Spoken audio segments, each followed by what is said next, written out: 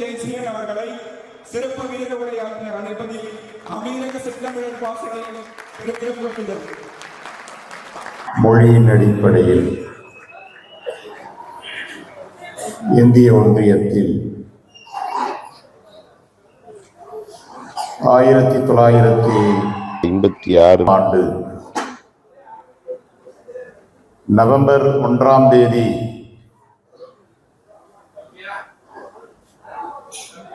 தமிழ்நாடு மட்டுமல்லாது இந்தியாவின் பல்வேறு தேசிய இனங்கள் மொழியின் அடிப்படையில் பிரிந்தது. அந்த நாளை, அந்த வரலாற்றை அடுத்த தலைமுறைக்கு கடத்துகின்ற வரலாற்று கடமையை அம்மீரகத்தில் வாழ்கின்ற நம் அன்னை தமிழ் உறவுகள் அனைவரும் இணைந்து நம் முன்னோர்களின் ஈகத்தை நினைவு கூறுகின்ற இந்த விழாவில் கலந்து கொள்வதில் பெருமை அடைகின்றேன். நமது தாய்மொழி செந்தமிழன் சீமான் அவர்கள் சார்பில் உங்கள் அனைவரையும் நான் பாராட்டுகின்றேன்.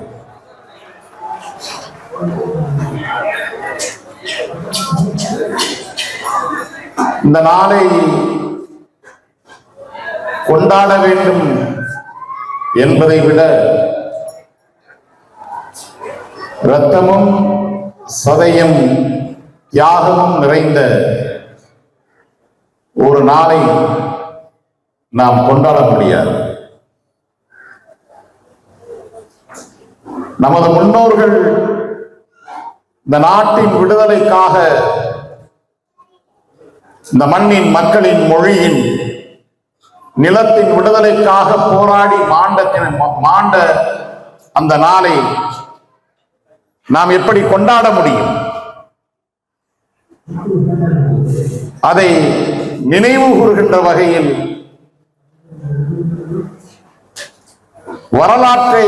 வரலாற்றிலிருந்து நாம் என்ன பாடத்தை கற்றுக்கொள்கின்றோம் என்பதற்கான ஒன்றுகூடல் நாளாக வேண்டுமானால் இதை அப்படி குறிப்பிடலாம்.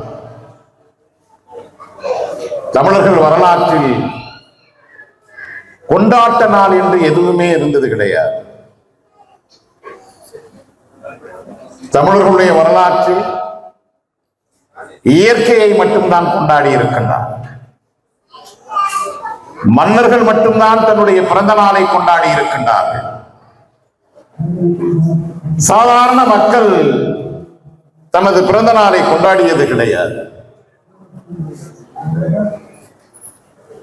தை திருநாளை மட்டும்தான் தமிழர்கள் 3 நாள் விழாவாக வரலாறெங்கும் கொண்டாடி மகிழ்ந்திருக்கின்றார்கள்.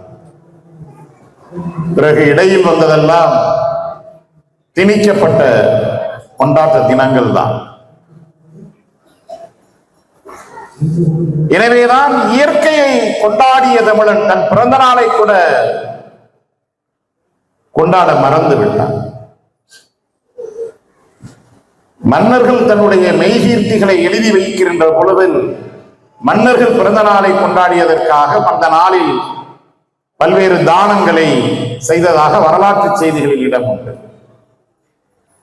சாதாரண குடிமக்கள் தன்னுடைய பிறந்த நாளை கொண்டாடிய வரலாற்று தரவுகள் எதுவும் தமிழர் வரலாற்றில் உற்று பார்க்கின்ற பொழுது அரிதாகவே இருக்கின்றது. எனவே நம் தேசிய தலைவர் சொன்னது போல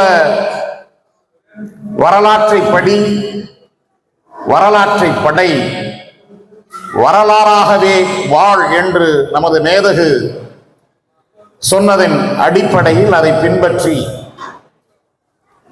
தாய் தமிழகத்தில் அண்ணன் சீமானும் ஒரு சில தமிழ் தேசிய அமைப்புகளும் தான் தமிழ்நாட்டு நாளை முன்னெடுத்தார்கள். ஆனால் நமது தாய்ப்புலி செந்தமிழன் சீமான் அவர்களுடைய வழிகாட்டுதலின்படி தமிழர்கள் எங்கெல்லாம் வாழ்ந்து கொண்டிருக்கின்றார்களோ அங்கெல்லாம் செந்தமிழர் பாசறையை நிறுவி நவம்பர் 1 தமிழ்நாட்டு நாளை அமீரக செந்தமிழர் பாசறை, வளைகுடா செந்தமிழர் பாசறை, ஐரோப்பியாவில் இருக்கின்ற நாம் தமிழர், அமெரிக்கா கனடாவில் இருக்கின்ற நாம் தமிழர் என்று நவம்பர் 1 நீங்கள் உலகமயமாக்கி இருக்கின்றீர்கள். உங்கள் அனைவருக்கும் எனது பாராட்டுகள், புரட்சிகர வாழ்த்துகள். இல்லாத ஈவேராவின் திராவிடத்தை லண்டனில் ஒரே ஒரு முட்டுச்சந்திற்குள் 8க்கு 8 அறைக்குள் வைத்து பெரியார் உலகமயம் என்று சொல்லு ஒரு நாடகத்தை, கூத்தை அரங்கேற்றிய பொழுது அதை இந்த உலகம் பார்த்து கொண்டுதான் இருந்தது. உண்மையிலேயே ஈவேராவின் தடி எங்கேயும் உலகமயமாகவில்லை. தமிழ் தேசிய இனத்தின் ஒரு முக்கியமான வரலாற்று நாளை இன்றைக்கு அண்ணனுடைய சீமானுடைய வழிகாட்டுதலின்படி நாம் தமிழர் கட்சி மட்டும்தான் உலகமயமாக்கி இருக்கின்றது. உண்மையிலேயே பெருமையாக இருக்கின்றது. இந்த அரங்கத்தில் குறைவான எண்ணிக்கையில் நாம் கூடியிருந்தாலும் மன நிறைவோடு நான் இந்த மேடையில் நின்று பேசிக் கொண்டிருக்கின்றேன். ஏன் நிலத்தை கொண்டாட வேண்டும்? தொல்காப்பியர் தான் கற்றுத்தருகின்றார் நமக்கு. நிலமும் பொழுதும் முதலென கொள்கை என்று தொல்காப்பியத்தில் கூறுகின்றார். அது மட்டுமல்ல, தொல்காப்பியத்தில் செந்தமிழ் சேர்ந்த பன்னிரு நிலம் என்று சொல்கின்றார்.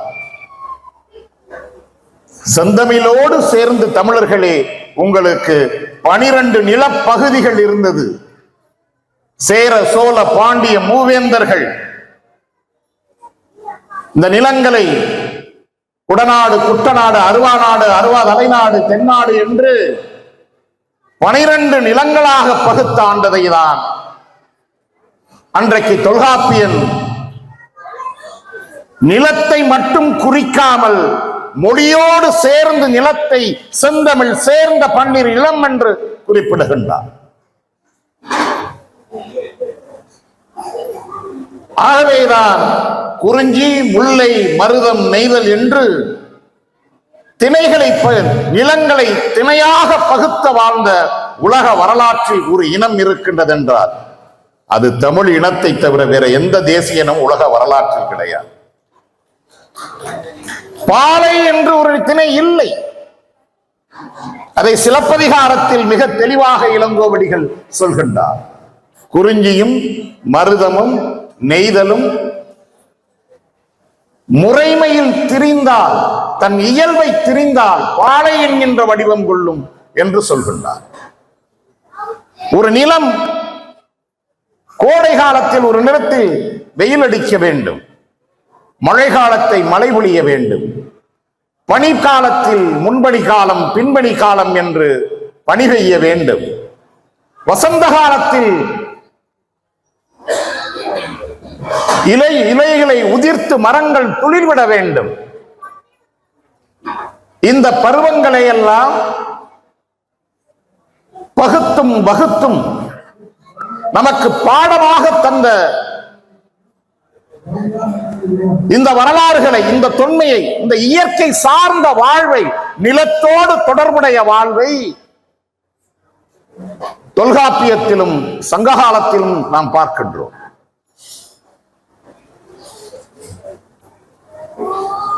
இப்படி நிலத்தோடு வாழ்ந்த ஒரு இனத்தை, நிலத்தை கொண்டாடிய ஒரு இனத்தை, இயற்கையை கொண்டாடிய ஒரு இனத்தை, மொழியை, பண்பாட்டை, காதலை, மானுடத்தை, அறத்தை, எல்லாவற்றையும் கொண்டாடிய ஒரு இனத்தை இன்றைக்கு நிலத்திலிருந்து பிரித்து விட்டார். ஒரு காலத்தில் குடிப்பதற்கு கஞ்சி இல்லை என்றாலும்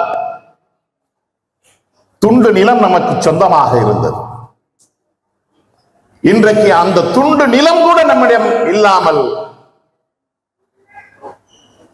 அந்நியர்களிடத்தில் நம் நிலம் பறிபோய்விட்டது. அந்த நிலத்திற்கான போராட்டம் இன்றைக்கு தமிழ்நாடு முழுக்க நடந்து கொண்டிருக்கின்றது. அதானி துறைமுகத்தை எதிர்த்து போராடுகின்ற போராட்டம் நிலத்திற்கான போராட்டம், கடலோடிகளுடைய போராட்டம். 1 ஏக்கர் 2 ஏக்கர் அல்ல, 6000 ஏக்கர் நிலத்தை பாசிசத்தை எதிர்ப்பதாக கூறுகின்ற திராவிடம் தமிழினிடத்திலிருந்து பிடுங்கி 6000 ஏக்கரை அதானியிடம் கொடுக்க துடித்துக் கொண்டிருக்கின்றனர். போராட்டம் இன்று வரை கடலோடிகள் போராட்டம் நடத்தி கொண்டிருக்கின்றார்கள். சென்னை பகுதியில் கார்ப்பரேட் முதலாளிகள் வந்து தமிழ்நாட்டை சூறையாடி பிழைப்பதற்காக காஞ்சிபுரம் ஏகனாபுரத்தில் 2 ஆண்டுகளாக போராடி கொண்டிருக்கிறார்கள். தன்னுடைய சொந்த நிலத்தை காப்பாற்றிக் கொள்வதற்காக அந்த மண்ணின் மக்கள் 1 ஏக்கர் 2 ஏக்கர் அல்ல அன்பு உறவுகளே, ஏறக்குறைய 5000 ஏக்கர் நிலம்.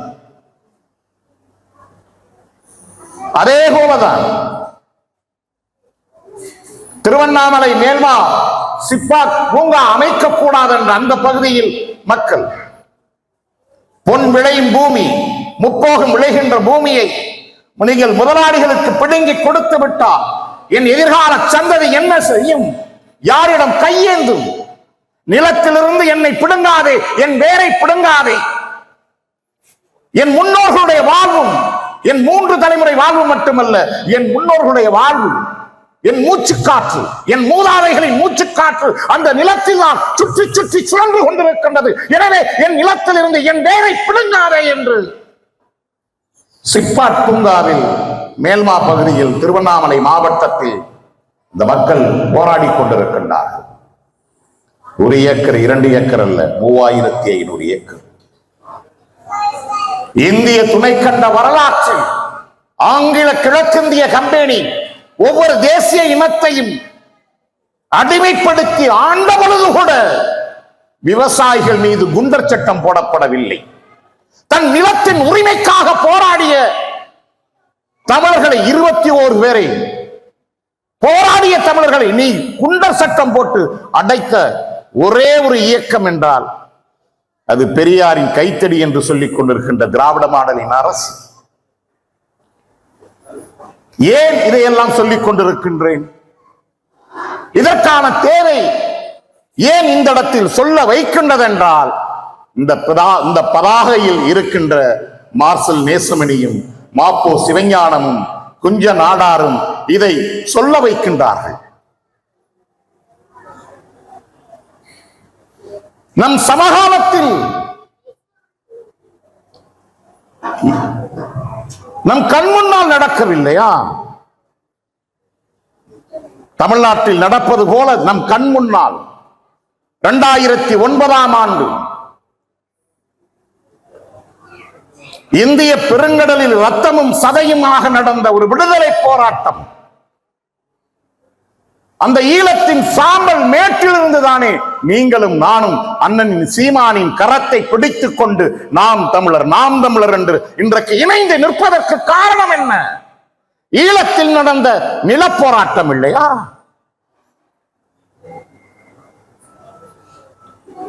எதற்காக 32 ஆண்டுகள் ஆயுதம் தாங்கிய போராட்டம்? தந்தை செல்வா தலைமையில் எதற்கு 30 ஆண்டுகள் அமைதி வழியிலான போராட்டம்? ஒரு திட்டமிட்ட இன அழிப்பை உலக நாடுகளோடு இணைந்து கொண்டு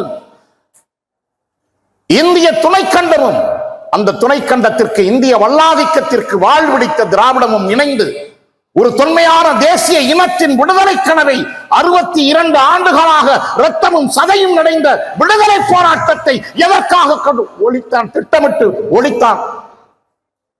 நிலத்திற்கான போராட்டம், நிலத்தை மீட்பதற்கான போராட்டம்.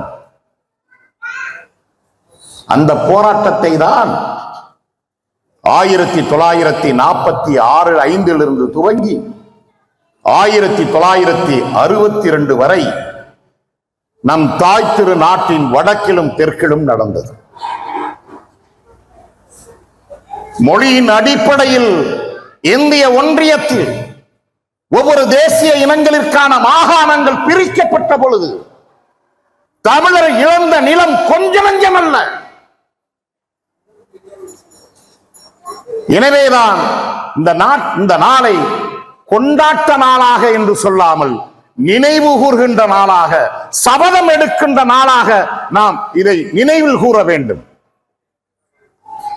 உறுதியேற்க வேண்டும். இருக்கின்ற நிலத்தை காப்போம், இழந்த நிலத்தை நாம் தமிழர் பிள்ளைகள் எதிர்காலத்தில் அண்ணன் சீமான் தலைமையில் மீட்போம் என்று ஒவ்வொருவனும் நாம் உறுதியேற்க வேண்டும். இழந்த நிலம் கொஞ்ச நஞ்சமல்ல நண்பர்களே, 84,000 சதுர கிலோமீட்டர் பரப்பளவு.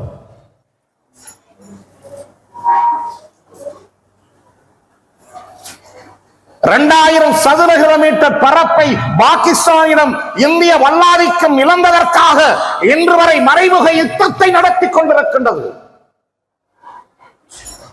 10,000 சதுர கிலோமீட்டர் பரப்பளவை சீனத்திடம் இந்திய வல்லாதிக்கம் இழந்ததினால் இன்று வரை பகைமை பாராட்டிக் கொண்டிருக்கின்றது. ஆனால் நீங்களும் நானும் திராவிடத்தின் சதியால், ஆரிய இந்தியத்தின் துரோகத்தால் இழந்த நிலப்பரப்பு 84,000 சதுர கிலோமீட்டர் பரப்பளவு.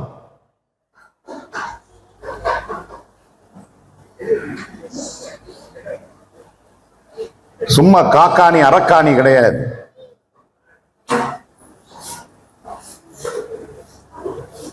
ஆங்கில கிழக்கிந்திய கம்பெனியின் ஆதிக்கத்திற்கு எதிராக, பிரிட்டிஷ் வல்லாதிக்கத்திற்கு எதிராக விடுதலை பாவலன் பாரதி பாடினான் அல்லையா, காணி நில வேண்டும் பராசக்தி, காணி நில வேண்டும் என்று. அவ்வளவு பெரிய மனம் படைத்த பாரதி ஒரு 10 ஏக்கர் கேட்டிருக்கலாம், ஒரு 20 ஏக்கர் வேண்டும் காணின்னு கேட்டிருக்கலாம். காணி நிலம் இருந்தால் போதும் என்று கேட்கின்றார். சுயமரியாதையோடு வாழ்வதற்கு எனக்கு பராசக்தி காணி நிலம் கொடு, அதுல 4 தென்னை மரம் கொடு, அதில் முற்றத்தில் ஒரு சின்ன ஒரு வீடு கொடு, அந்த வீட்டில் கயிற்றுக்கல்லை கட்டிலை போட்டுக்கொண்டு நான் வானத்தை பார்க்கும் பொழுது அந்த முற்றத்தின் வழியாக ஒரு நல்ல நிலா எனக்கு பௌர்ணமி வெளிச்சத்தில் தெரிய வேண்டும். அந்த பௌர்ணமி வெளிச்சத்தின் துணையோடு தமிழுக்கு நல்ல கவிதை நான் படைக்க வேண்டும். அதற்கு பராசக்தியே எனக்கு காணி நிலம் கொடு என்று கேட்டான் பாரதி.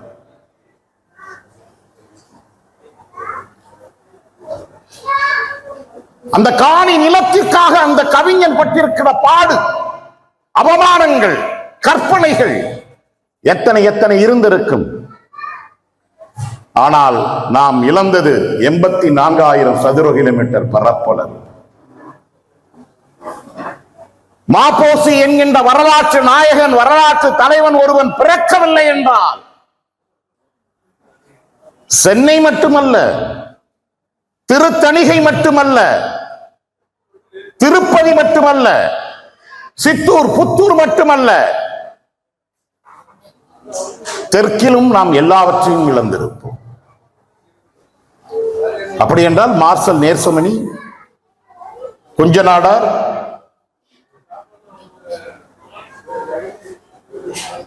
இவங்கெல்லாம் போராடவில்லையா? நதானியல், சைமன், அப்துல் ரசாக், தானுலிங்க நாடார், பொன்னப்ப நாடார், இவர்கள் யாரும் போராடவில்லையா என்றால் மாப்போசியின் கால்கள் தான் வடக்கிற்கும் தெற்கிற்கும் ஒரு சூறாவளியை போல் சுற்றி சுற்றி சுற்றி சுற்றி தெரிந்தது. அவர் வடக்கல்லை போராட்டத்தோடு தன் வரலாற்று கடமையை நிறைவு செய்யவில்லை, தெற்கல்லை போராட்டத்திற்கு துணையாக இருந்தார். நாகர்கோயில், கன்னியாகுமரி, மூணாறு, தேவிகுளம், பீர்மேடு எல்லா பகுதிக்கும் போய் திருவிதாங்கூர் தமிழ்நாடு காங்கிரசிற்கு துணையாக இருந்தார், மார்சல் நேசமணிக்கு துணையாக இருந்தார், நதானியலுக்கு துணையாக இருந்தார், தானுலிங்க நாடாருக்கு துணையாக இருந்தார், குஞ்சநாடருக்கு துணையாக இருந்தார். திருவிதாங்கூர் சமஸ்தானத்தில் ஒடுக்கப்பட்ட மக்களுக்காக, மொழி ரீதியாக, பண்பாடு ரீதியாக, இன ரீதியாக ஒடுக்கப்பட்ட தமிழர்களுக்கு, அந்த மக்களின் உரிமைக்காக அவர் சென்னை வடக்கல்லைக்கு மட்டும் போராடவில்லை. மாபோசி தெற்கல்லையை போராடிய தலைவரோடு இணைந்தார், அவர்களுக்கு வழிகாட்டினார், துணையாக நின்றார். நண்பர்களே, இந்த பதாகையில் வடக்கல்லைக்கும் தெற்கல்லைக்கும் போராடிய தலைவர்கள் படத்தை நீங்கள் போட்டிருக்கின்றீர்கள், மகிழ்ச்சி. ஆனால் அதில் இன்னொரு 2 படங்கள் இடம்பெற்றிருந்தால் நான் இன்னும் மகிழ்ச்சி அடைந்திருப்பேன். ஒன்று ஐயா பா ஜீவானந்தத்தின் புகைப்படம் இருந்திருக்க வேண்டும். இன்னொன்று கவிஞர் காமு ஷெரீப்போட புகைப்படம் இதில் கட்டாயம் இடம்பெற்றிருந்திருக்க வேண்டும். ஏனென்றால் அன்றைக்கு இந்திய பொது உடைமை கட்சி ஒரே கட்சியாக இருந்தது இந்தியா முழுமைக்கு. தான் ஒரு கம்யூனிஸ்ட் என்பதை தாண்டி தான் ஒரு தமிழன் என்பதை ஐயா ஜீவானந்தம் நிரூபித்துக் கொண்டே இருந்தார், மெய்வித்துக் கொண்டே இருந்தார். தெற்கல்லை போராட்டத்தையும் வடக்கல்லை போராட்டத்திற்கும் துணையாக நின்று போராடிய பெருமகன் அந்த கட்சிக்குள். இந்திய பொது உடைமை கட்சி மொத்தமாக தமிழர்களுக்கு எதிராக நின்ற போது, தமிழ் மொழிக்கு எதிராக நின்ற போது, மொழிக்காகவும் இனத்திற்காகவும் இந்த மொழி போராட்டத்திலும் சரி, எல்லை மீட்பு போராட்டத்திலும் சரி, பா ஜீவானந்தம் அவர்களுடைய பங்களிப்பை நாம் மறந்துவிடக் கூடாது, மறைத்து விடவும் கூடாது. மிகப்பெரிய பங்களிப்பை செலுத்தியது ஐயா பா ஜீவானந்தம் அவர்கள். அதை போலவே கவிஞர் காமு ஷெரீப் திருவிதாங்கூர் தமிழ்நாடு காங்கிரஸ் கட்சி என்று நதானியல் துவங்குகின்ற காலத்தில் அந்த அமைப்பில் ஐயா நேசமணி இல்லை. 1945ஆம் ஆண்டு திருவிதாங்கூர் சமஸ்தான காங்கிரஸை நதானியல் போன்றவர்கள் துவங்குகின்ற பொழுது 2 ஆண்டுகள் கழித்த பின்புதான் ஐயா மார்ஷல் நேசமணி வருகின்றார். நதானியலை விட மிகப்பெரிய மக்கள் செல்வாக்கு கொண்டவர் ஐயா நேசமணி.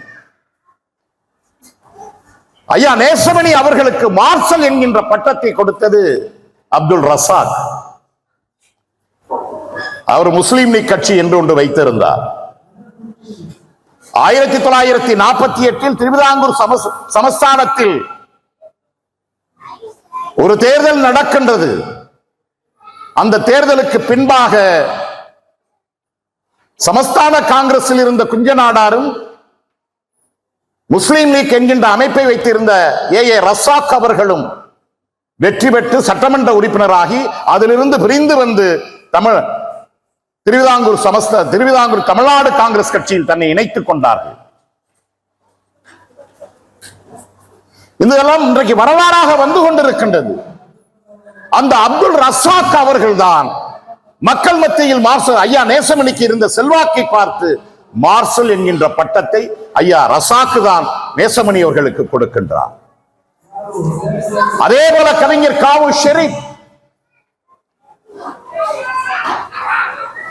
எப்படி நம் ஐயா காகிதம் இல்லத்தவர்கள் இந்தியாவின் ஆட்சி மொழி இந்தி என்று இந்திய பாராளுமன்றத்தில் நேரு அவர்கள் சட்ட வடிவமாக கொண்டு வருவதற்கு திட்டமிட்ட பொழுது பாராளுமன்றத்தில் நடந்த விவாதத்தில் தமிழர்களுடைய பெருமையை பற்றி, தமிழ் மொழியின் பெருமையை பற்றி பேசுகின்றார். அப்பொழுது வட இந்தியாவில் இருந்த பாராளுமன்ற உறுப்பினர்கள் காகிதம் இல்லத் சாஹிபை பார்த்து சொல்கின்றார்கள், நீங்கள் ஒரு இஸ்லாமியரை போல பேசவில்லையே என்று சொன்ன பொழுது காகிதம் இல்லத் ஐயா அவர்கள் சொன்னார்கள், நான் அல்லாஹ் என்று அழைப்பதற்கு முன்பாக அம்மா என்று தமிழில் அழைத்தே முதலில் நான் தமிழன், அதன் பிறகுதான் நான் இஸ்லாமிய மார்க்கத்தை தழுவினேன் என்று ஐயா சொன்னார். அது மட்டுமல்ல, இந்திய பாராளுமன்றத்தில் டெல்லி பட்டினத்தில் காகிதம் இல்லத் சாஹிப் அவர்கள் நேருவை பற்றி பார்த்து எச்சரிக்கை செய்கின்றார். அப்பொழுது நேரு சொல்கின்றார், இந்தியாவில் அதிகம் பேர் பேசுகின்ற மொழி இந்தி மொழி என்று சொல்கின்றார். ஆகவே இந்தியை தன் ஆட்சி மொழியாக கொண்டு வர வேண்டும் என்கின்ற அந்த விவாதத்தில் சொல்கின்றார், இந்தியாவில் அதிக காக்காய்கள் இருக்கின்றது. இந்தியாவில் அதிக காக்காய் இருக்கிறது என்பதற்காக காக்காவை தேசிய பறவையாக்கவில்லை. குறைவாக இருக்கின்ற அழகான மயிலைத்தான் நாம் தேசிய பறவையாக ஆக்கி இருக்கின்றோம். அதுபோல மயிலை போன்ற அழகுடைய அனைத்து குணங்களும் படைத்த என் அன்னை தமிழ் தேசிய மொழியாக வர வேண்டும் என்று அன்றைக்கு மதம் கடந்த குரலை பாராளுமன்றத்தில் எழுப்பியவர் ஐயா காயிதே மில்லத் சாஹிப் அவர்கள். எந்த அளவிற்கு காயிதே மில்லத் அவர்களை நாம் தவறவிட்டோமோ, வரலாற்றில் பேச மறுத்தார்களோ, அதே போல இந்த வரலாற்றில் திராவிடவாதிகளால் மறுக்கப்பட்ட ஒரு மாபெரும் மக்கள் தலைவன் தான், போராளிதான் கவிஞர் காமு ஷெரீப். 1945 சர் நதானியல் போன்றவர்கள் திருவிதாங்கூர் தமிழ்நாடு காங்கிரஸ் என்கின்ற கட்சியை ஆரம்பித்து போராடிக் கொண்டிருந்த வேளையில் அதே காலத்தில் தான் ஐயா மாப்போசி அவர்கள் தமிழ்நாட்டின் முக்கிய காங்கிரஸ் கட்சி தலைவராக இருக்கின்றார். அது மட்டுமல்ல, இந்திய விடுதலை போராட்டத்தில் மாப்போசி அவர்கள் பல ஆண்டுகள் சிறையில் இருந்திருக்கின்றார். காங்கிரஸ் கட்சியில் இருந்து கொண்டு ஒரு தேசிய இனத்தின் விடுதலைக்காக, நிலத்திற்காக, மொழிக்காக போராடியவன் ஐயா மாப்போ சிவஞானம் மட்டும்தான். இந்திய பொதுவுடைமை கட்சியில் இருந்து கொண்டு தமிழினத்தின் மேன்மைக்காக, மொழிக்காக, விடுதலைக்காக, பண்பாட்டிற்காக போராடியவன் பா ஜீவானந்தம். வேற யாரும் இந்த பணியை செய்தது கிடையாது. காங்கிரஸ் கட்சியில் இருந்து கொண்டு தமிழரசு கழகம் என்கின்ற ஒரு இலக்கிய அமைப்பை ஏற்படுத்தி அதன் தலைவராக மாப்போசி இருக்கின்றார். அதன் பொதுச் செயலாளராக ஐயா கவிஞர் காமு ஷெரீப் இருக்கின்றார். கவிஞர் காமு ஷெரீப் அவர்கள் ஒளி என்கின்ற பத்திரிகை, சாட்டை என்கின்ற பத்திரிகை, மாப்போசியின் தமிழ் முழக்கம், பல்வேறு பத்திரிகைகளில் தெற்கெல்லை போராட்டம் குறித்தும் வடக்கெல்லை போராட்டம் குறித்து தொடர்ந்து எழுதி வந்திருக்கின்றார் கட்டுரைகளாக. அது இன்றைக்கு புத்தக வடிவில் வந்திருக்கின்றது. எனது அன்பு உறவுகளே, நீங்கள் எல்லாம் படித்த பிள்ளைகள், பொறியாளராக, மருத்துவராக, கணினி பொறியாளராக, கட்டட பொறியாளராக, இயந்திரவியல் பொறியாளராக மெத்த படித்து வந்து இந்த மண்ணில் நீங்கள் உழைத்துக் கொண்டிருக்கின்றீர்கள். தமிழர்களுடைய வரலாற்றில் நீங்கள் கட்டாயம் படிக்க வேண்டிய புத்தகங்கள் முக்கியமானவை. 1917 தனித்தமிழ் இயக்கத்தை உருவாக்குகின்றார் மறைமலை அடிகள். ஏன் தனித்தமிழ் இயக்கம் மறைமலை அடிகள் எதற்காக உருவாக்கினார்? இன்றைக்கு எப்படி ஆங்கிலம் கலந்து கலந்து பேசுகின்றோமோ அதே போல அன்றைக்கு சமஸ்கிருதம், வடமொழி கலந்து கலந்து அன்றைக்கு பேசினோம். கவிஞர் காசி ஆனந்தன் பாடுவார் இல்லையா, தமிழா நீ பேசுவது தமிழா, அன்னையை தமிழ் வாயால் மன்னி என்று அழைத்தாய், அழகு குழந்தையை பேடி என்று அழைத்தாய், என்னடா தந்தையை டாடி என்று அழைத்தாய், இன்னுயிர் தமிழ் மொழியை கொன்று நீ குவித்தாய். வண்டிக்காரன் கேட்டான் லெப்டா ரைட்டா, வழக்கறிஞன் கேட்டான் என்ன தம்பி ஃபைட்டா, துண்டுக்காரன் கேட்டான் கூட்டம் லேட்டா, தொலையாதா நம் தமிழ் இப்படி கேட்டா, உறவை லவ்வன்பாய் உதவாத சேர்க்கை, இரவை இனிப்பை சுவிட்டன்பாய் அறுத்தறி நாக்கை, இரவை நைட்டன்பாய் விடியாதன் வாழ்க்கை.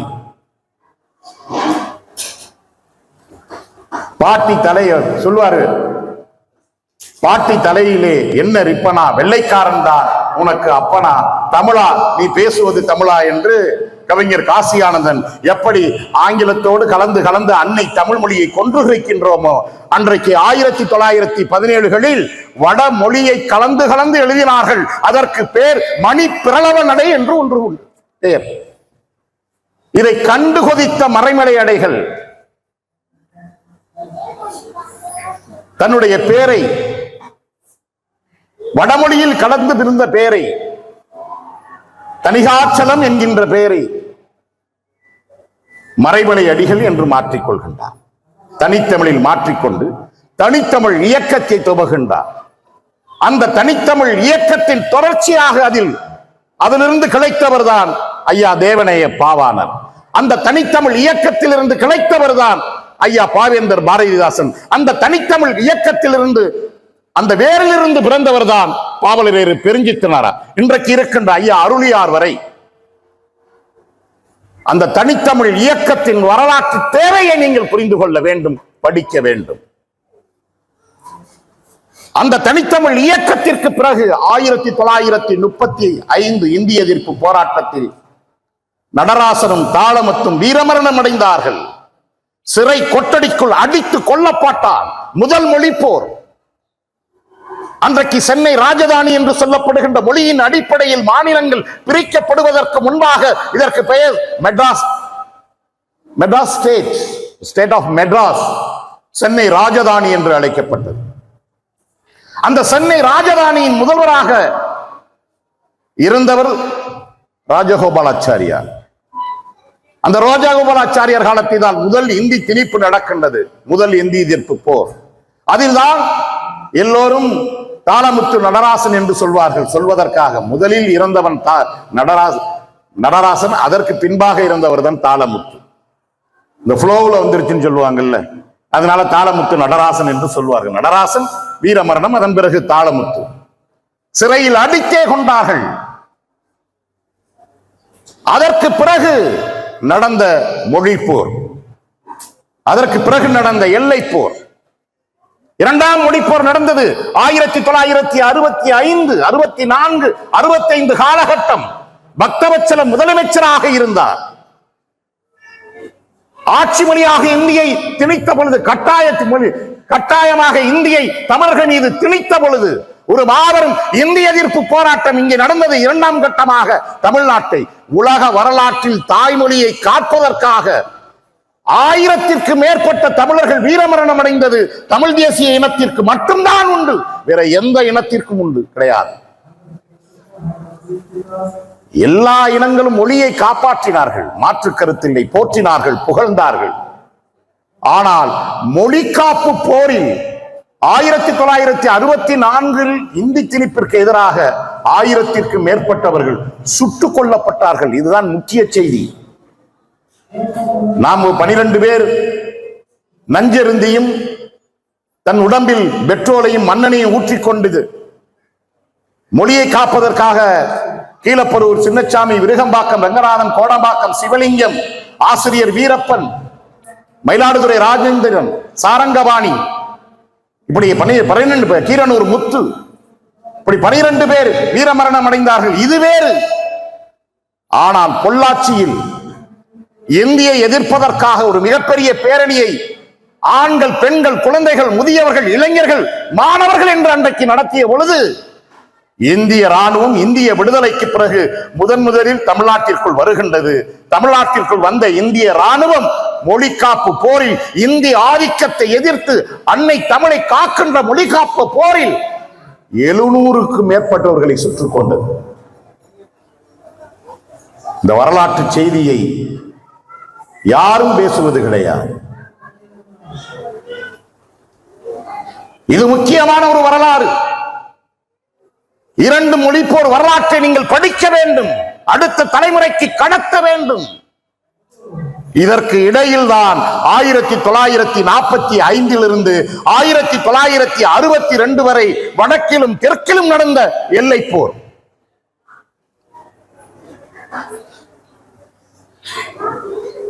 இதன் பிறகு அடுத்து நடந்ததுதான்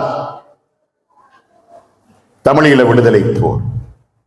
1983 ஆண்டு,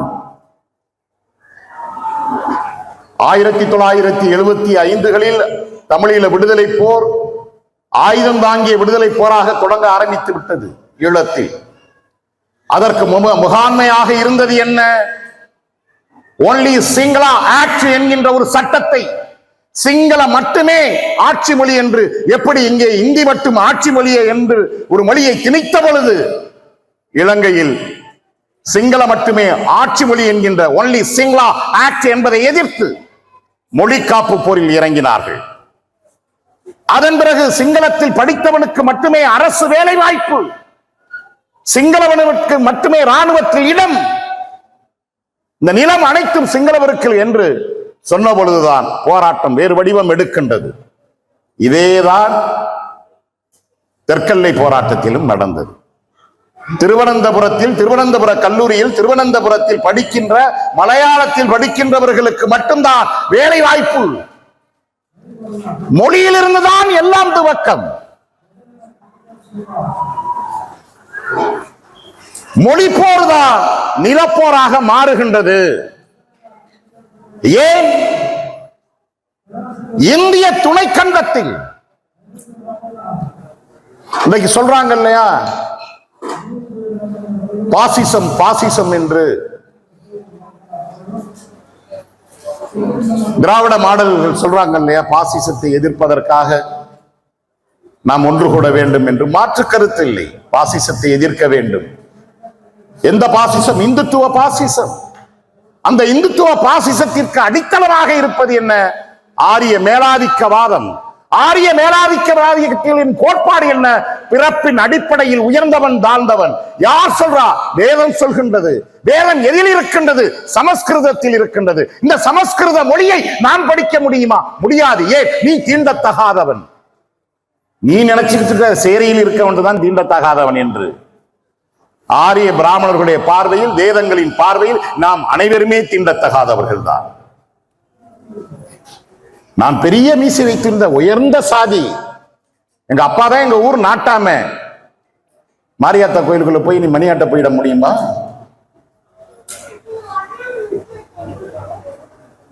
நான் உயர்ந்த சாதி.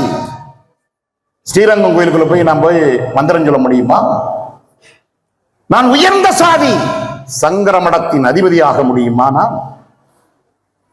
ஏன்? பிராமணர்கள் அல்லாத அவர்கள் அனைவருமே சூத்திரர்கள் தான். எனவேதான் பிறப்பின் அடிப்படையில் உயர்ந்தவன் தாழ்ந்தவன் என்கின்ற வேதம் தமிழ் இனத்தில் இல்லை என்பதற்காகத்தான் வள்ளுவன் 3000 ஆண்டுகளுக்கு முன்பாக பிறப்புக்கும் எல்லா உயிர்க்கும் சிறப்பவா செய்தொழில் வேற்றுமையான் என்று பாடினான். அதன் பின்னால் வந்தால் அவ்வை சாதி இரண்டலிய வேறில்லை சாற்றுங்கால் நீதி வலுவா நெறிமுறையில் இட்டார் வெறியார் இடாதார் இடைகுலத்தோர் பட்டாங்கில் உள்ளபடி என்று அவள் பாடுகின்றார். அதன் பிறகு சித்தர் வருகின்றார். பறைச்சி என்பதேனடா, பணத்தி என்பதேனடா, இறைச்சி தோல் எலும்பில் இலக்கமிட்டு இருக்குதோ என்று சித்தர்கள் பாடுகின்றார். நட்டகல்லும் பேசுமோ நாதனில் இருக்கையில் என்று இறையை நீ எங்கே கோயிலின் கருவறைக்குள்ளா தேடுகின்றாய்? உனக்குள் எனக்குள் இங்க படைக்கப்பட்ட அனைத்து உயிர்களுக்குள் இறைவன் இருக்கின்றான். உன்னுள் இறையை தேடு, அதுதான் ஆன்மீகத்தின் உச்சம் என்று நமக்கு சித்தர்கள் கற்றுத் தருகின்றார். தமிழருடைய மெய்யியலை எதை வைத்து? மொழியை வைத்துதான். எனவேதான் அவன் சொன்னான், பிறப்பின் அடிப்படையில் உயர்ந்தவன் தாழ்ந்தவன். அது உன்னுடைய கலாச்சாரம், உன்னுடைய பண்பாடு, உன்னுடைய வேதம் சொல்வது, உன்னுடைய மரபு. தமிழர்களுடைய மரபு என்பது தெரியுமா? அனைத்து உயிர்களையும் அன்பு செலுத்துவது மட்டுமல்ல. அதனால்தான் வள்ளலார் பெருந்தகை சொன்னார், வாடிய பயிரை கண்ட போதெல்லாம் வாடுகின்றேன் என்கின்ற பண்பாடுதான், இந்த அறம்தான் தமிழர்களுடைய அடிப்படை. தமிழர்களுடைய தத்துவ மரபே அறம்தான். தொல்காப்பியன் அறம்பாடினான். 10 பாட்டும் 8 தொகையும் அறம்பாடியது. 11 கீழ்கணக்கு திருக்குறளிலிருந்து, ஆசார கோவையிலிருந்து, நாலடியாரிலிருந்து அத்தனையும் அறம்தான், அற இலக்கியம் தான், அறம்தான் பாடியது. 50 இலக்கியம், 5 இலக்கியம் எல்லாமே அறம்தான் பாடியது. சித்தன் அறம்பாடினான், வள்ளலார் அறம்பாடினான், எல்லா சித்தர்களும் அறம்பாடினான். எல்லா இலக்கியங்களும் அறத்தை மட்டுமே பேசியது. எனவேதான் இந்த மொழியை எவனாலும் அழிக்க முடியவில்லை. ஏன் தெரியுமா? தமிழ் மொழிக்குள் உள்ளே இருப்பது அறம். அந்த அறத்தோடு சேர்ந்த மரம், அறமும் மரமுமாக சேர்ந்து ஒரு இறை வடிவமாக இருக்கின்றது நம்முடைய தமிழ் மொழி. எனவேதான் முருகன் தமிழ் கடவுள். ஏன் முருகன் தமிழ் கடவுள்? திருவிளையாடல் புராணம் என்பதை ஒன்றை உருவாக்கி ஆரிய புனைவுகளை கதை கட்டி உன்னை உருவாக்கினார்கள். அதை படமும் எடுத்தார்கள். ஏ.பி. நாகராஜன் எடுத்தார். அதற்கு கண்ணதாசன் பாடல் எழுதியிருப்பார். அது டுபாக்கூர் கதையாக இருந்தாலும் உண்மையிலே நீங்கள் முருகனுடைய வரலாற்றை எங்கிருந்து படிக்க வேண்டும் என்றால் முருக வரலாற்றை திருமுருகாற்றுப்படை சங்க இலக்கியத்தில் இருக்கின்றான் முருகன். சங்க இலக்கியத்தில் கணபதி கிடையாது. சங்க இலக்கியத்தில் முருகனுடைய அம்மா பார்வதி கிடையாது. சங்ககால முருகனுக்கு அப்பா பரமசிவன் கிடையாது. சங்ககால முருகனுக்கு அப்பா யார் என்றே தெரியாது. அவன் தாய்வழி சமூகத்தில் கொற்றவைக்கு மகனாக பிறந்தவன் முருகன். இதைத்தான் ஆற்றுப்படை நூல்களில் சிறுபான் ஆற்றுப்படை, பெருமான் ஆற்றுப்படை, பொருந்தனார் ஆற்றுப்படை, திருமுருகாற்றுப்படையில் நக்கீரன், இறையனார் அகப்பொருள் உரையில் திருமுருகாற்றுப்படை படித்த நக்கீரன், அதில் நீங்கள் திருமுருகாற்றுப்படை இலக்கியத்தை எடுத்து நீங்கள் படித்தீர்கள் என்றால் முருகனுடைய தாய் கொற்றவை. எனவேதான் அவனை கொற்றவை சிறுவ என்று சங்க இலக்கியம் அழைக்கின்றது. அந்த முருகன் இப்ப நாம சொல்றோம்ல, வேலை வச்சுக்கிட்டு பூநூலை மாட்டிக்கிட்டு மேல கிரீடம் வச்சுக்கிட்டு இங்கிட்டு தெய்வான இங்கிட்டு வள்ளியாய வச்சுக்கிட்டெல்லாம் இல்ல. அவரு மாம்பழம் கொடுத்தெல்லாம் ஏமாற்றப்படவில்லை. ஆரிய வைதீகம் அவனை அபகரித்துக் கொண்டது. எப்படி தமிழ் மொழியை, தமிழ் இசையை, தமிழர்களுடைய இசைத்தமிழை கர்நாடகா இசை என்று ஆரிய பிராமணர்கள் பெயிண்ட் அடிச்சு ஸ்டிக்கர் பூசினது மாதிரி திராவிடம் எதற்கெடுத்தாலும் ஸ்டிக்கர் பூசி கொள்வது இல்லையா தமிழர் வரலாற்றை எடுத்து, அதை போல ஆரியமயமாக்கி கொண்டார்கள். கொற்றவையை எடுத்து துர்க்கை என்று மாற்றிக்கொண்டார்கள். திருமாலை எடுத்து விஷ்ணு என்று மாற்றிக்கொண்டார்கள். முருகனை எடுத்து சுப்பிரமணியன் என்று மாற்றிக்கொண்டார்கள். தமிழிசையை எடுத்து கர்நாடக சங்கீதம் என்று மாற்றிக்கொண்டார்கள். புத்தனை எடுத்து விஷ்ணுவின் அவதாரம் என்று மாற்றிக்கொண்டார்கள். தமிழினத்தின் வரலாற்றை எடுத்து அவர்கள் வரலாறாக மாற்றிக்கொண்டார்கள். இதுதான் வரலாற்றில் நடந்தது. இதை எதற்காக சொல்கின்றேன் என்றால், இறைவனுடைய மொழியாக, இறைவனே பேசிய மொழியாக, இறை வடிவாக தமிழ் மொழி இருக்கின்றது என்பதை ஒரு பாடலில் தான் திருவிளையாடல் படத்தில் கண்ணதாசன் பாடி இருப்பார். முருகன் கோபித்துக் கொண்டு கைலாயத்தை விட்டு வெளியே வருவான். மாம்பழத்தை கொடுத்து ஏமாத்திடுவாங்க. அன்னைக்கு பைக் இருந்துச்சுனாக்க முருகன் உலகத்தை சுற்றி வந்திருப்பார். இன்னைக்கு உங்கள்கிட்ட எல்லார்ட்டையும் கார் இருக்கு. எளிதா என்ன பண்றீங்க, துபாயில இருந்து ஜார்ஜா வர்றீங்க, ஜார்ஜாவில இருந்து ராயல் கைமா போறீங்க, ராயல் கைமால இருந்து அபுதாபி போறீங்க. இப்படி எளிதா போயிருங்க. அன்னைக்கு தான் கார் இல்லை நம்மள்கிட்ட. இருந்தா போயிட்டு பிளைட்டை பிடிச்சி சுத்தி வந்து இருந்திருப்பார் முருகன். ஏமாற்றப்படுகின்றான் முருகன். ஒரு மாம்பழத்தை வைத்து முருகனை ஏமாத்திட்டாங்க. கோவப்படுறான். நேர்மையானவனுக்கு கோவம் வரும்ல, கோவம் வந்துருச்சு. தேசிய தலைவருக்கு மாதிரி கோவம் வந்துருச்சு. கோவம் வந்த முருகன் கைலாயத்தை விட்டு வெளியே வருகின்றான். வெளியே வந்த முருகனை பார்த்து அவ்வை மறிக்கின்றார். முருகா, நீ வெளியில போகாத, கைலாயத்தை விட்டு போகாத, இது ஓ இடம், உன்னுடைய இடம், நீ இங்க இருப்பா என்று சொன்ன பொழுது இவன் சொல்ற அவ்வையும் டுபாக்கூர் அவ்வை. அவ்வை கிழவி எல்லாம் கிடையாது. அவ்வைக்கு 27 வயசுல இருந்து 32 வயது தான் இருக்கும். நீங்கள் அவையை பற்றி தெரிந்து கொள்ள வேண்டும் என்றால் அதற்கும் நீங்கள் சங்க இலக்கியம் படித்தாக வேண்டும். என்னடா மொழிப்போர் எல்லைப்போர் மீட்புக்கு பெயர் சொல்லா சங்க இலக்கியத்தைப்படி அந்த இலக்கியத்தைப்படின்னு மொக்கையப்பட்டு இருக்கான்னு நினைச்சிட்டு இருக்கீங்களா? சரியா பேசுறேன்னா எதுவும் உங்களுக்கு புரியுதா புரியலையா? இல்ல பேசாம உட்கார்ந்து இருக்கீங்களே, ஒருவேளை நம்ம சரியா பேசலைன்னு அச்சம் வந்துருச்சு எனக்கு. நீங்க இடையில கை தட்டினா தானே நான் நல்லா பேசுறேன் இல்லைன்னு எனக்கு தெரியும். பேசாம இருந்தவனு ஏதோ தப்பா பேசிக்கிட்டு இருக்கிற போல இருக்கு, மொக்கைய போட்டுட்டு இருக்க போல இருக்கு, அடுத்த தடவை நம்மளை கூப்பிட மாட்டாங்க போல இருக்கு. அதுன்னு ஒரு பயம் வந்துருச்சு. அப்ப முருகனை தடுக்கிற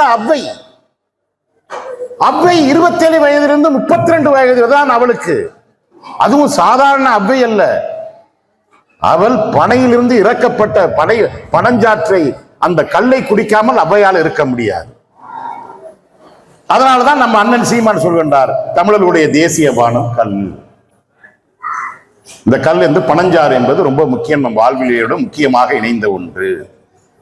கல் என்பது மது அல்ல, அது உணவுப் பொருள் என்று அதுக்காக போராட்டத்தை நாம் முன்னெடுக்கின்றோம்.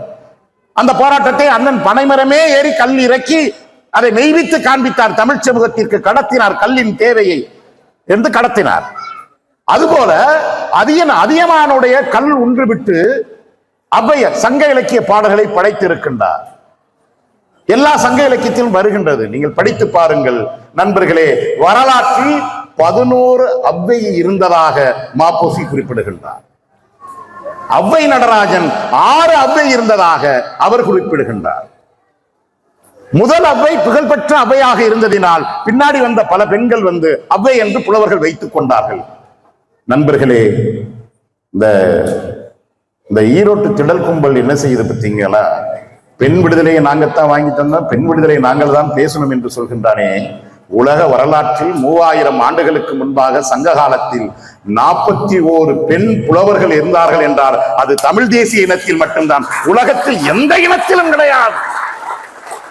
3000 ஆண்டுகளுக்கு பெண் என்பவள் அடிமை. அவள் சந்தையில் விற்கப்பட்டால் போகப் பொருளாக, காமப் பொருளாக, பிள்ளை வைக்கின்ற இயந்திரமாக அவள் விற்கப்பட்டாள். இந்த அரபு நாட்டில் அப்படித்தானே விற்கப்பட்டார்கள் இங்கே பெண்கள். இங்கே நடந்தது. லைலா மஜ்னுவின் வரலாற்றை படிக்கின்ற பொழுது லைலாவின் மீது காதல் கொண்டு அலைகின்றான் மஜ்னு.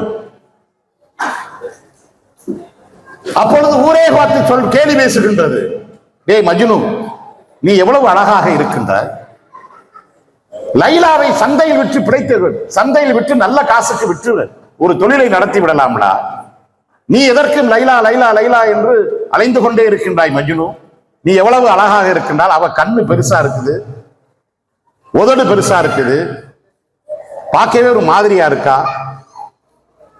என்று அரபுலகில் மஜ்னுவை கிண்டல் செய்த பொழுது அவன் லைலாவின் மீது கொண்ட காதலை பற்றி சொல்கின்றான். நீங்கள் லைலாவை உங்கள் கண்களில் இருந்து பார்த்துக் கொண்டிருக்கின்றீர்கள், லைலாவை நீங்கள் மஜ்னுவின் கண்களில் இருந்து பாருங்கள் என்றான் மஜ்னு. அப்பொழுதுதான் அவள் பேரழிகாக தருவார் என்று சொன்னான். அப்படி பெண்களை உலக அரங்கில் அடிமையாக விற்கப்பட்ட காலத்தில் 41 பேர் சங்க காலத்தில் பெண் புலவர்களாக இருந்திருக்கின்றார்கள் என்றால் இந்த சமூகம் எப்படி உன்னத சமூகமாக, உயர்வான தமிழ் இனமாக இருந்திருக்கும் என்பதை எண்ணி பாருங்கள். எனவே முதல் ஔவையின் புகழ் பெற்றதினால் பின்னால் வந்த பல புலவர்கள், பெண் புலவர்கள் ஔவை என்று வைத்துக் கொண்டார்கள் என்று அவங்க ஔவை நடராஜன் அவர்களும் மாப்போசியும் குறிப்பிடுகின்றார்கள். பிற்காலத்தில் கணபதி அகவல் எழுதின அவையெல்லாம் ரொம்ப பிற்காலத்தில், அவ சங்ககால ஔவை கிடையாது. கணபதி வழிபாடும் நம் தமிழர்களுக்கு அந்நியப்பட்ட வழிபாடு தான், பிற்காலத்தில் தான் அது நம் வாழ்வியலோடு இணைகின்றது.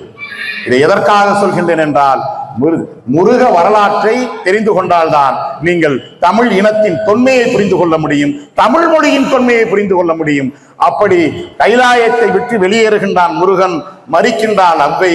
அப்பதான் பாடுகின்றான் ஔவை, நீருண்ட மேகங்கள் நின்றாடும் கைலையில் நீ வாழ இடம் உண்டு, தாயுண்டு மனமுண்டு தாளாத அன்புள்ள தந்தையுண்டு என்று சொல்லும் பொழுது, ஆயப்பனும் சேர்ந்துதான் என்னை ஏமாற்றிட்டாங்க மாம்பழத்தை வச்சு, என்னை விட்டு விடு ஔவையே, நான் இந்த கைலாயத்தை விட்டு வெளியே செல்கின்றேன் என்று மீண்டும் கோபமாக கோவித்துக் கொண்டு போகும் பொழுது, முருகா அப்படின்னு திரும்ப நிற்கின்ற, என்ன ஔவையே, உன் தத்துவம் தவறென்று சொல்வதற்கு ஔவையின் தமிழுக்கு இடம் உண்டு என்று சொன்னவுடன் அப்படியே நின்று விடுகின்றான். அதனால்தான் அவன் தமிழ் கடவுள்.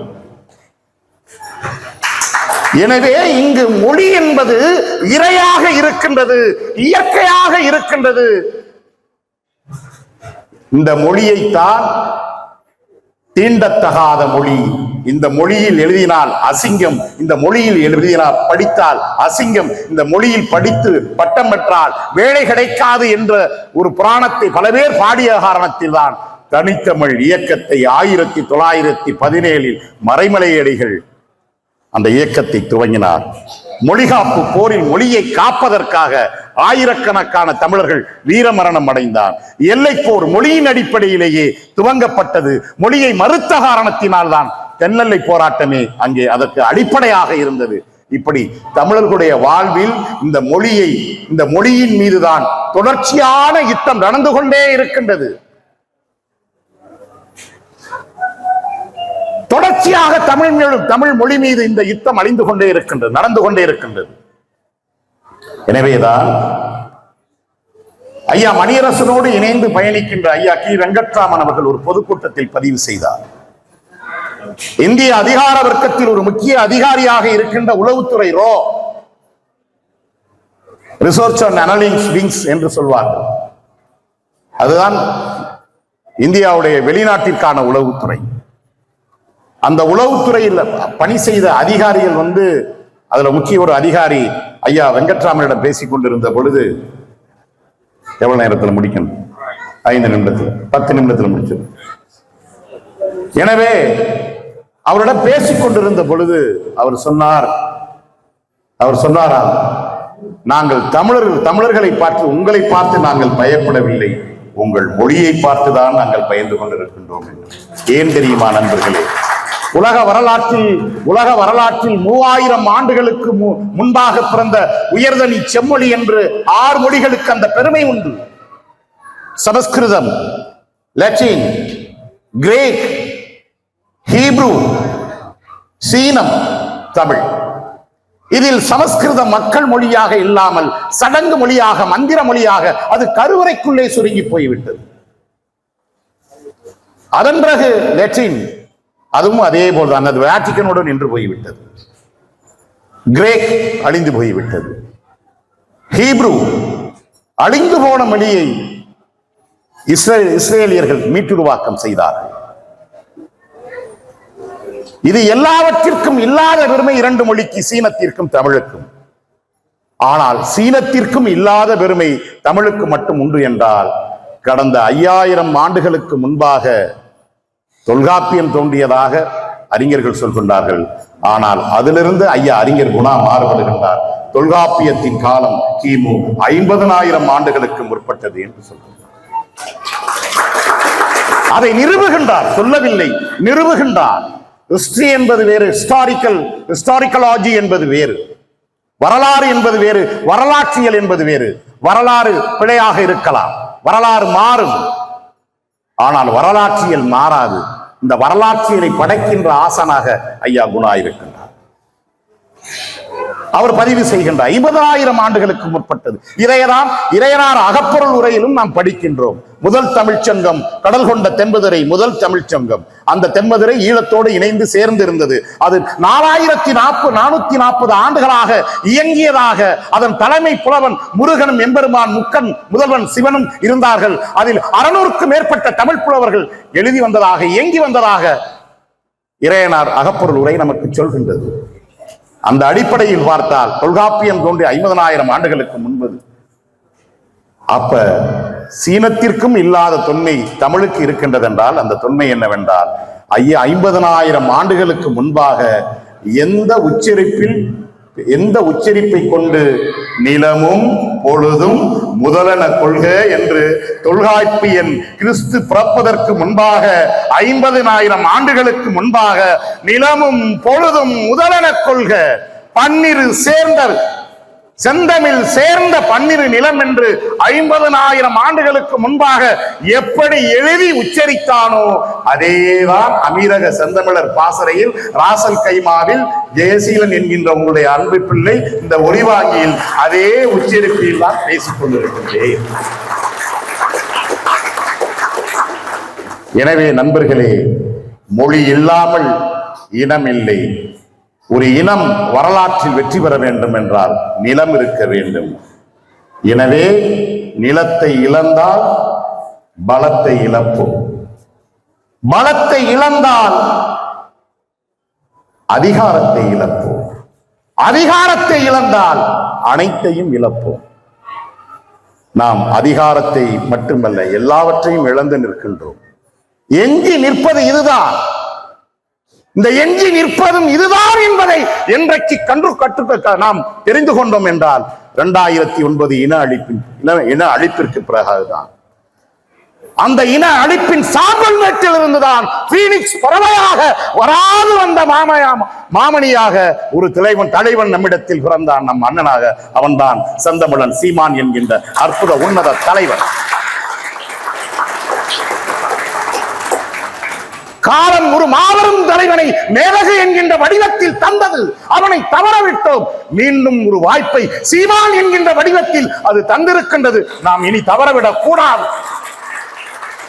நாம் இழந்த நிலம் கொஞ்ச நஞ்சமல்ல, 84,000 சதுர கிலோமீட்டர் பரப்பளவு. அவன் கொண்டாடி கொண்டிருக்கின்றான். 1954 மொழியின் அடிப்படையில் 56 நவம்பர் 1 மொழியின் அடிப்படையில் சென்னை இந்திய துணைக்கண்டம் அறிவித்த பொழுது அந்த நாளை ஐக்கிய கேரளம், கேரளாவின் பிறப்பென்று அவன் மலையாளிகள் கொண்டாடுகின்றார்.